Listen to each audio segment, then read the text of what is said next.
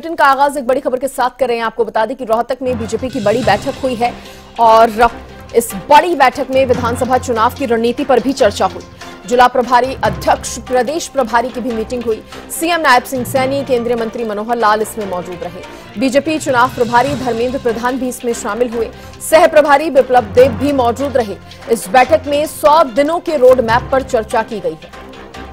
रोहतक में बीजेपी की बड़ी बैठक और इस बैठक से जुड़ी बड़ी जानकारी जो सामने आई है वो ये है कि विधानसभा चुनाव की रणनीति पर भी पार्टी ने चर्चा की है, जिसमें जिला प्रभारी अध्यक्ष, प्रदेश प्रभारी भी मीटिंग में मौजूद थे। सीएम नायब सैनी, केंद्रीय मंत्री मनोहर लाल भी इसमें मौजूद रहे। बीजेपी चुनाव प्रभारी धर्मेंद्र प्रधान और सह प्रभारी विप्लव देव भी शामिल हुए इस बड़ी बैठक में, जहां 100 दिनों के रोड मैप पर चर्चा की गई है। यानी कि आगे आने वाले दिन 100 दिन जो हैं, क्या काम भारतीय जनता पार्टी को करने हैं हरियाणा में, उस पर चर्चा जो है की गई, उसकी रणनीति जो है वो बनाई गई।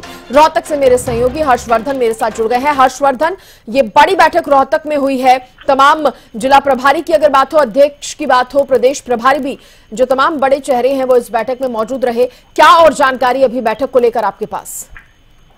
देखिए सृष्टि, मैं आपको बताना चाहूंगा कि जिस तरीके से आज जो प्रदेश कार्यालय है वहां पर भारतीय जनता पार्टी की बैठक हुई है और उसके अंदर जो है धर्मेंद्र प्रधान थे और प्रदेश के जो प्रभारी हैं, सह प्रभारी हैं, विप्लव देव भी थे। उसके अलावा पूर्व मुख्यमंत्री और केंद्रीय मंत्री मनोहर लाल खट्टर वहां मौजूद थे और ओम प्रकाश धनखड़ भी वहां मौजूद थे। लेकिन और बात की जाए तो मुख्यमंत्री खुद भी यहाँ पर मौजूद थे और आज जो है इस बैठक के अंदर साफ तौर पर जो है आगामी विधानसभा चुनाव को लेकर के बैठक में विचार विमर्श किया गया है और किस तरीके से विधानसभा चुनाव लड़ना है, किस तरीके से जो है हरियाणा के अंदर तीसरी बार सरकार लेकर आनी है, इसको लेकर के बैठक में जो है मंथन किया गया है। और इसके अंदर तमाम प्रदेश के पदाधिकारी थे, जिला अधिकारी, मंडल स्तर की बात की जाए या बूथ स्तर के अधिकारियों की बात की जाए तो सभी के सभी यहाँ पर मौजूद थे।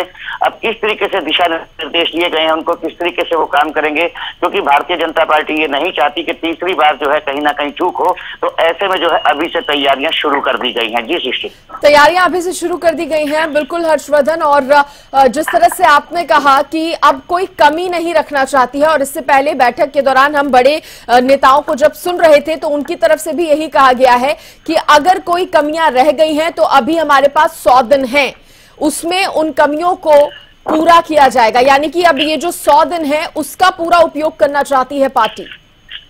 देखिए बिल्कुल 100 दिन का पूरा उपयोग करना चाहती है, क्योंकि जिस तरीके से पिछली बार जो है लोकसभा के अंदर 10 सीटें जीती थी, लेकिन इस बार 5 सीटें जो है बीजेपी खाते में आई, तो कहीं ना कहीं जो है 5 सीटों का नुकसान हुआ है वो विधानसभा पे भी असर डालेगा।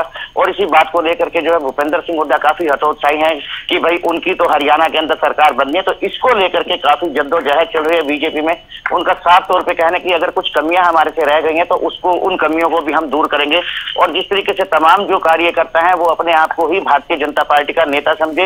हालांकि प्रदेश के अंदर नायब सिंह सैनी की सरकार है, प्रदेश के मुख्यमंत्री वो हैं, लेकिन जिस तरीके से धर्मेंद्र प्रधान की बात की जाए तो उन्होंने साफ तौर पर इशारा किया कि नायब सैनी आप ही हैं सभी, और खुलकर जो है चुनाव की तैयारी करें और गांव स्तर तक जाए, बूथ स्तर तक जाए और वहां पर लोगों को जो है भारतीय जनता पार्टी की नीतियों के बारे में अवगत कराए। और कहीं ना कहीं जो है चुनाव जीतने के लिए जो है भारतीय जनता पार्टी हर तरीके की कोशिश करने में तैयार है, जुटी हुई है। बिल्कुल, चलिए बहुत शुक्रिया हर्षवर्धन आपका जानकारी देने के लिए। तो बीजेपी का चुनावी शंखनाद इसे माना जा रहा है।